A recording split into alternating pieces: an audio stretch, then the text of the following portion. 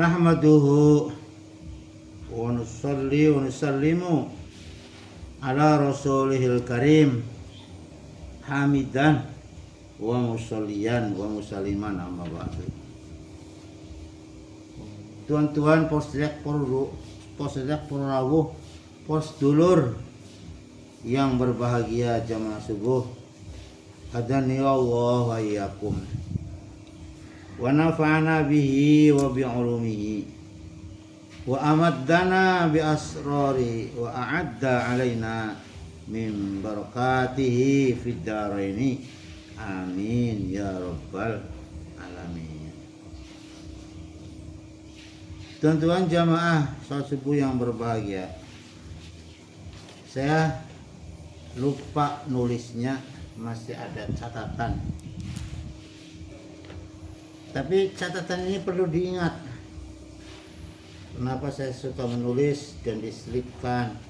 Ternyata tulisan itu mengingatkan kita yang menulis. Kita nulisnya kapan, ini catatan sumbernya dari mana. Tapi kalau kita pelajari ada manfaatnya. Yaitu sebuah doa yang antik. Doa ini berbunyi Bismillahirrahmanirrahim. Allahumma ja'al sayyiatina sayyiati man ahbabta. Ya Allah, jadikanlah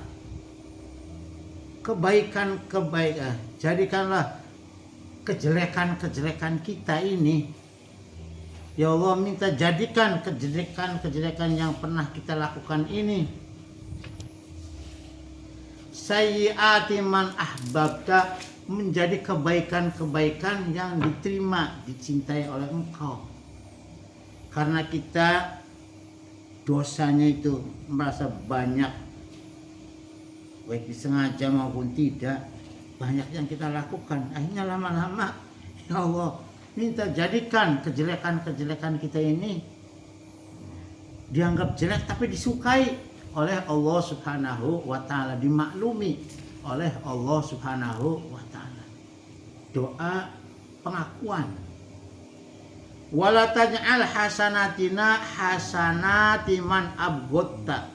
Dan tolong Tuhan, janganlah Engkau jadikan kebaikan-kebaikan kami ini sebagai kebaikan-kebaikan yang dibenci oleh Allah Subhanahu wa ta'ala. Kemudian saya pelajari ini kata-kata bagaimana ini ulak-walik. Tapi kenapa dicatat? Pasti ini catatan mengingatkan kepada kita.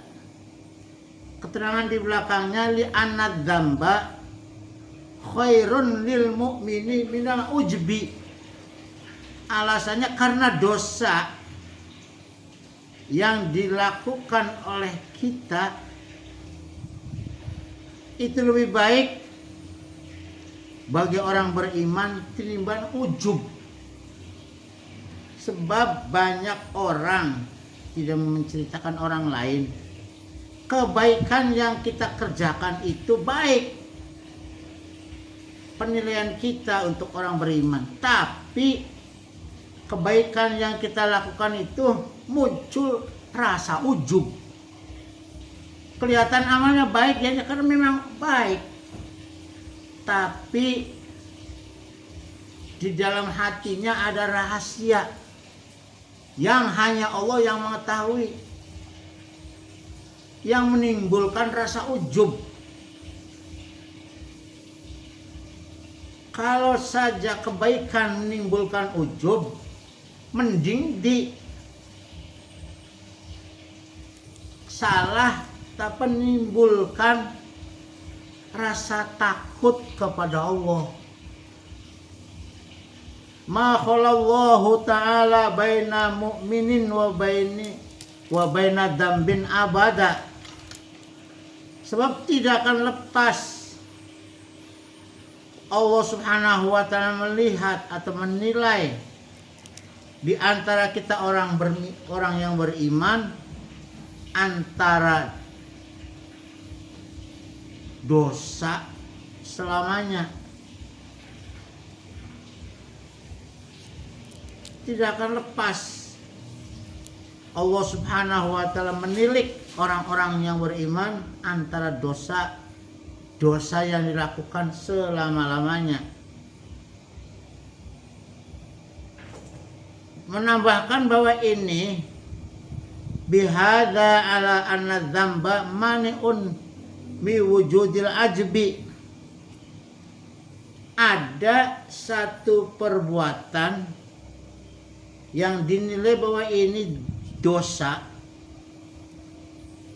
mencegah daripada wujudnya ujub.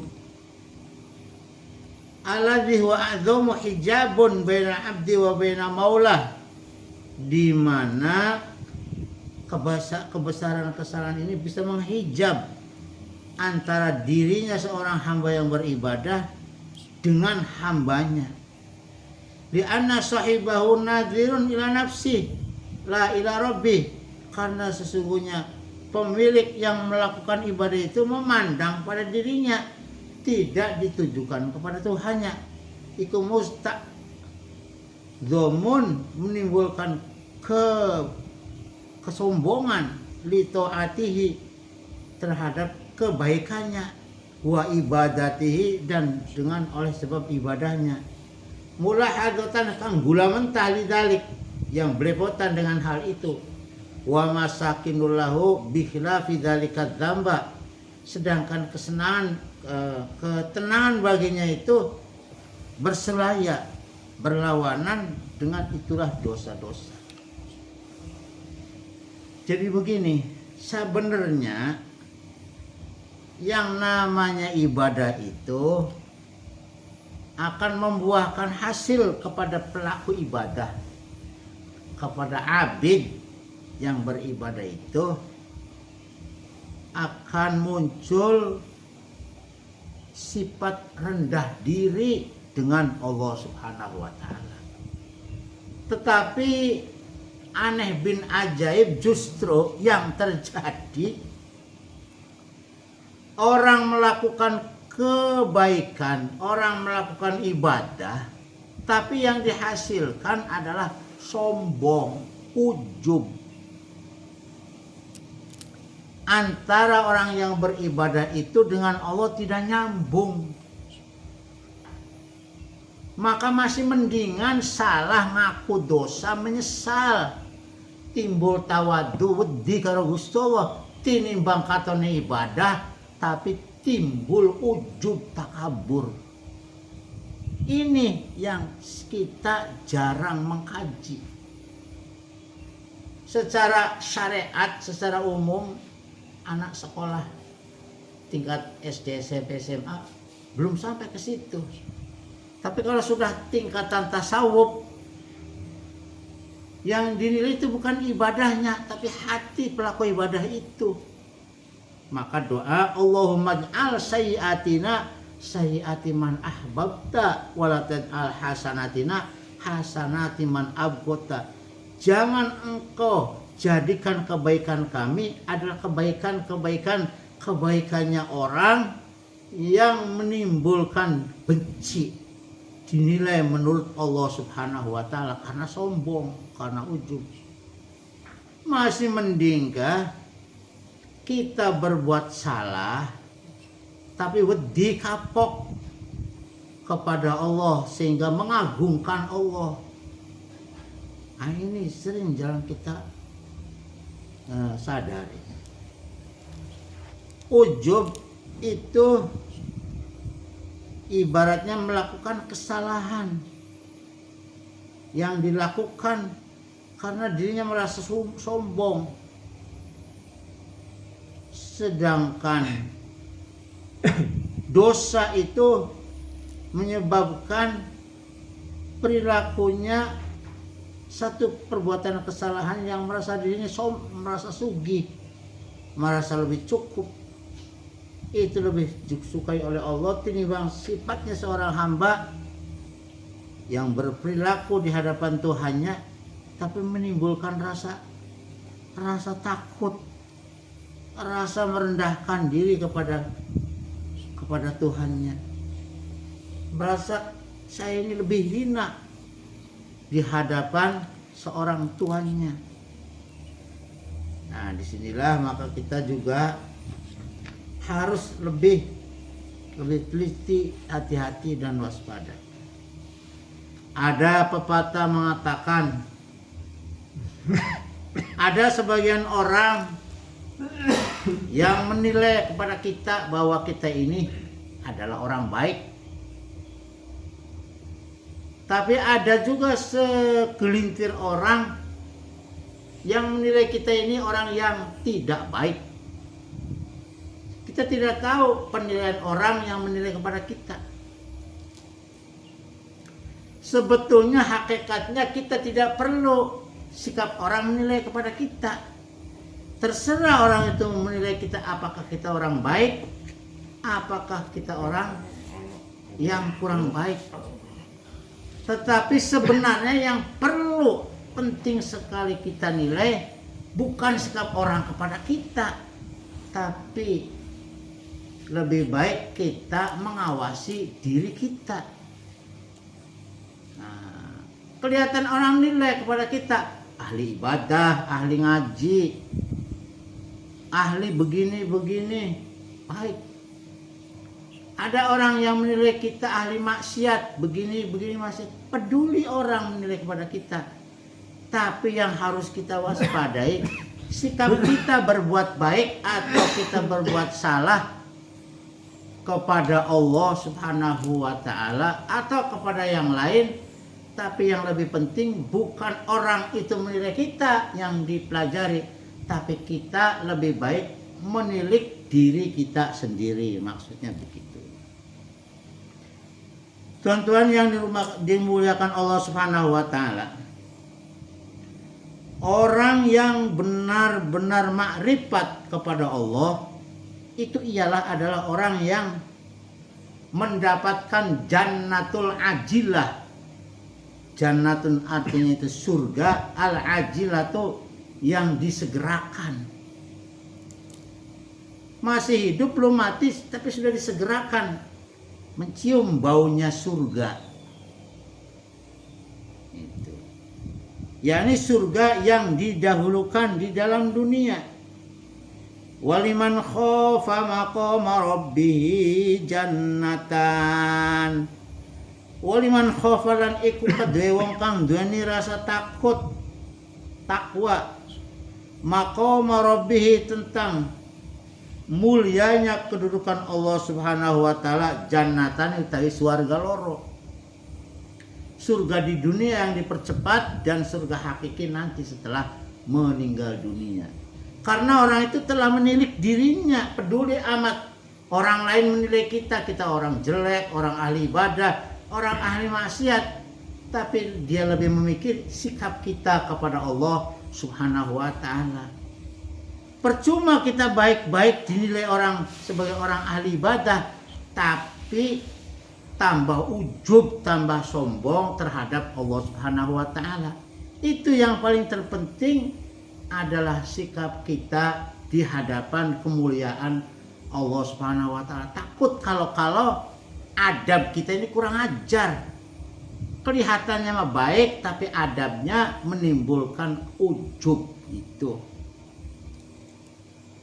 Allah Ta'ala memberinya surga di dunia berupa makrifat kepadanya, dan surga di akhirat berupa balasan nikmat yang kekal selama-lamanya. Peduli amat.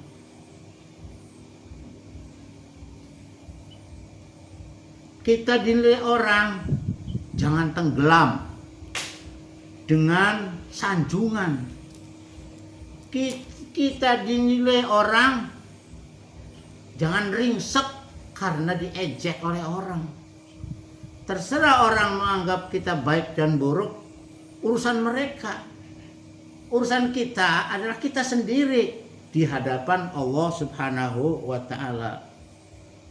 Pertemuan Rasulullah SAW saat mau menerima wahyu sholat itu melalui pengalaman bertemu dengan nabi-nabi di langit-langit pertama, kedua, ketiga sampai langit yang terakhir berjumpa dengan Nabi Ibrahim alaihissalam. Itu kalau kita bukan hanya mengaji tapi mengkaji apa hikmahnya. Makanya kita harus bisa mengkaji makna dengan situasi. Sekolah kita ini adalah pengalaman sebagai guru. Sekolahannya adalah kehidupan di alam semesta. Maka disebutkan orang yang mendapatkan surga, baik surga ma'rifat di dunia ini maupun surga akhirat di kelak, maka dimatikan hawa nafsunya lebih dahulu. Mutu qabla ang tamutu. Mutu matia sapa sira kabeh, matia sapa sira kabeh, matikan qabla ang tamutu, sadurunge sira pada mati kabeh. Maksudnya yang dimatikan itu adalah egonya. Waman arada ayang dzuru ila mayyiti yamshi ala wajhil ardi fadhkuru Abu Bakrin. Siapa yang pengen melihat, ingin tahu siapa yang dikatakan mayit berjalan, hidup kelihatannya mati tapi berjalan di atas muka bumi, itulah pandang. Coba contohnya siapa? Adalah Abu Bakar Siddiq. Abu Bakar Siddiq itu ibarat orangnya masih hidup tapi egonya, nafsunya sudah dimatikan oleh Allah. Maka yang berjalan, yang masih hidup adalah hidayah Allah. Tak peduli orang menilai kita, yang penting kita merasakan bagaimana kita sedang wusul, berhadapan, dinilai langsung oleh Allah Subhanahu wa taala. Rahasia kita ditutup dengan rapat, tapi perlu kita tahu ada rahasia kita yang tidak bisa ditutupi, yaitu rahasianya Allah menilik kepada kita. Innallaha khabirun bima ta'malun. Teman satune Gusti Allah taala iku maha teliti, tahu rinciannya secara detail, bima ta'maluna, terhadap apa yang telah kita amalkan. Begitu maksudnya. Allah mad'al sayyiati man ahbabta. Jangan-jangan kita ini lahirnya kelihatan amal agama, tapi tujuannya adalah amal dunia. Sehingga ada kata kasarnya, orang makan di dalam agama, mencari makan dengan menggunakan kedok agama. Orang meraih amal akhirat, tetapi orang meraih amal dunia dengan menggunakan menjual agama. Nah, ini singkatannya brengsek, sing nyatanya brengsek. Makanya penting kita itu mengambil posisi. Bagaimana agar posisi kita itu berada di dalam posisi yang benar? Maka duduklah kita, posisikan diri kita itu penting berada di dalam posisi orang-orang yang dicontohkan sebagai as-siddiq, yaitu orang-orang yang jiwanya memiliki jiwa sebagaimana jiwanya sahabat Abu Bakar Siddiq. Abu Bakar Siddiq punya jiwa sebagaimana jiwanya Rasulullah. Siddiq itu sifat wajib bagi Rasul. Amanah, tabligh, fatonah. Kalau amanah, tabligh, fatonah mungkin itu cabang-cabang atau tambahannya lagi. Satu aja. Asal punya siddiq, asal manusia ku siji be padu dadi wong bener be ya lumayan. Alif lam mim ahasiban nasu ayyutraku ayyaqulu amanna wa hum la yuftanun walaqad fatanna alladzina min qablikum fala ya'lamannal kadzibina wa la ya'lamannas siddiqin wa la ya'lamannal kadzibin. Apa kira orang yang mengaku dirinya beriman tanpa dites, dibiarkan begitu saja udah jadi orang beriman. Tapi perlu kita tahu, dulu juga sudah. Setiap orang yang mengaku beriman diuji, dites oleh Allah Subhanahu wa taala. Maka orang-orang dulu ternyata setelah diuji, dites oleh Allah dengan ujian perintah kudu dikerjakan, dengan ujian larangan jangan ditabrak, banyak yang tidak lulus. Maka akhirnya diketahui pengakuannya oleh Allah Subhanahu wa taala, apakah orang ini benar beriman, apakah pengakuannya saja ngaku beriman, padahal hakikatnya bukan beriman, yaitu orang-orang yang bohong. Makanya dijelaskan, ya ayyuhalladzina amanu, wahai orang-orang yang telah mengaku dirinya beriman, ittaqullah, bertakwalah, takutlah kamu kepada Allah. Wa kunu ma'as shodiqin, dan tinggallah kamu berada dalam posisi orang-orang yang telah lulus ujiannya, sehingga disebutkan ahli siddiqin. Nah, jadi posisi itu penting. Sebab apa? Banyak orang yang tidak menyadari. An-nasu niyamun wa idza matu intabahu. Manusia itu tidur, apabila dia telah mati barulah dia baru sadar juga. Yang dimaksud hadis tersebut adalah orang yang berijtihad,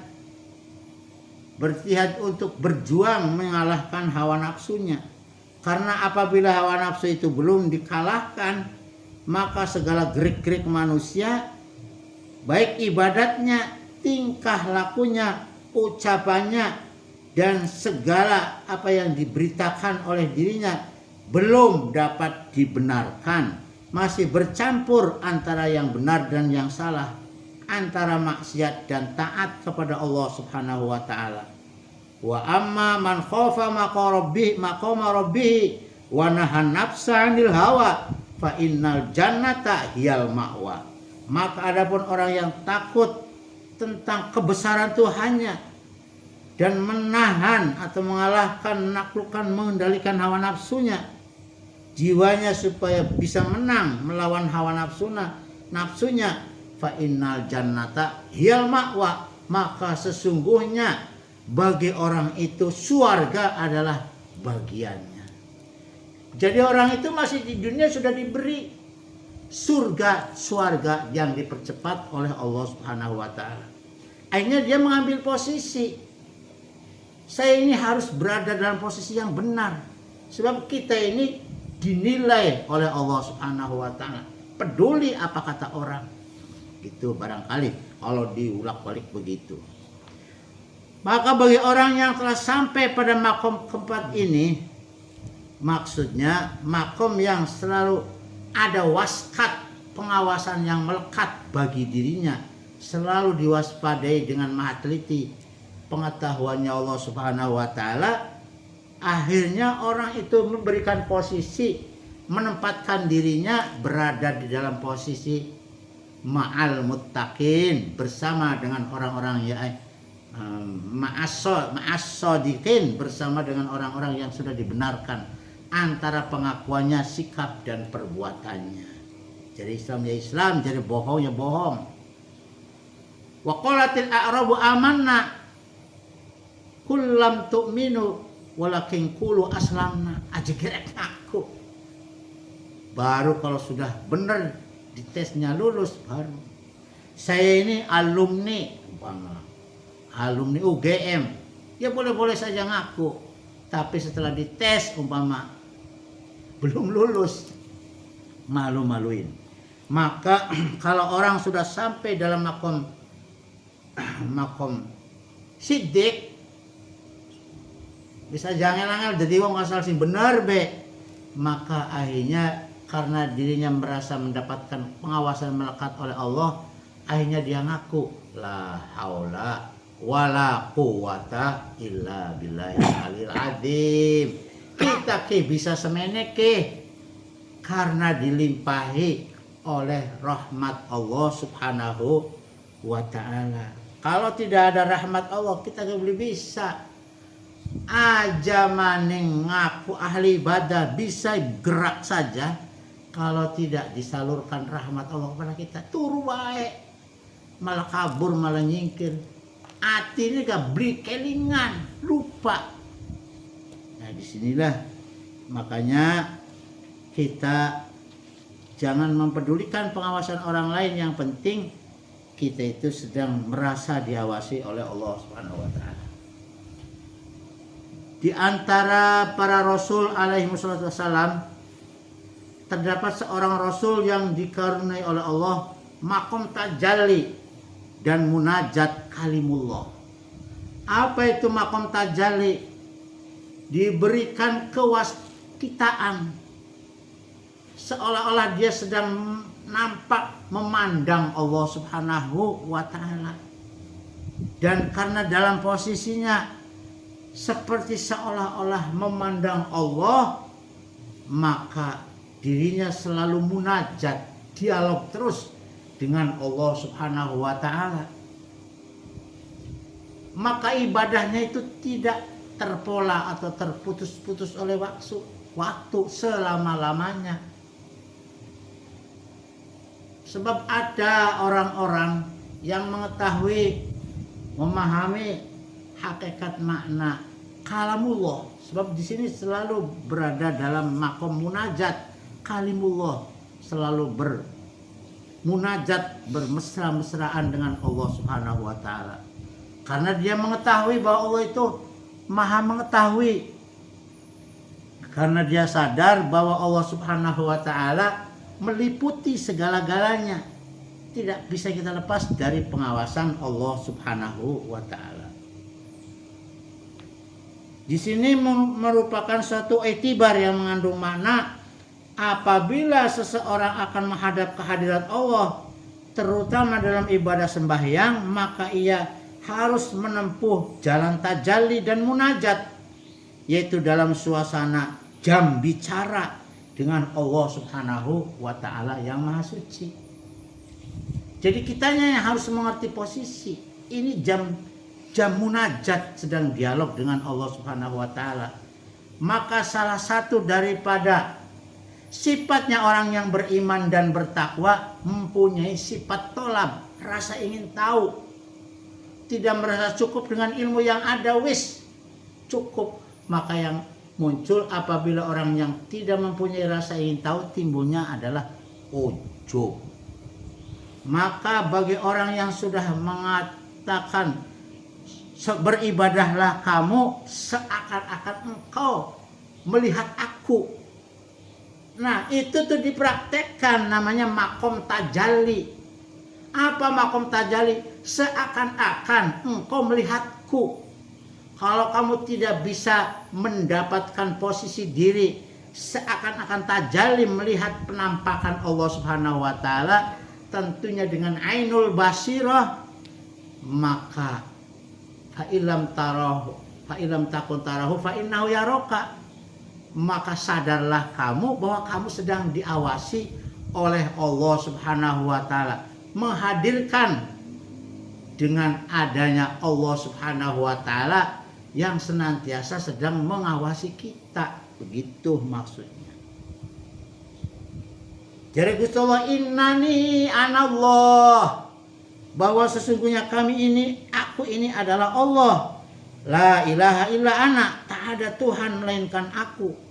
Wa ana fa'budni, maka sembahlah aku. Wa aqimis sholata li dzikri, dan dirikanlah sholat dengan maksud untuk bisa berlangsung selama-lamanya tanpa dibatasi waktu.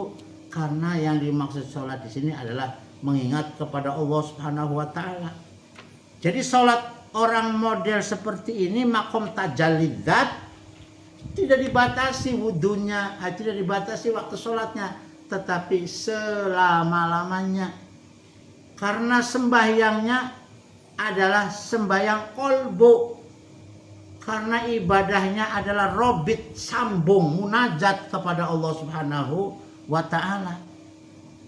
Qiyaman wa qu'udan wa ala junubihim, sambil berdiri bisa, sambil jongkok bisa, sambil duduk berbaring bisa. Karena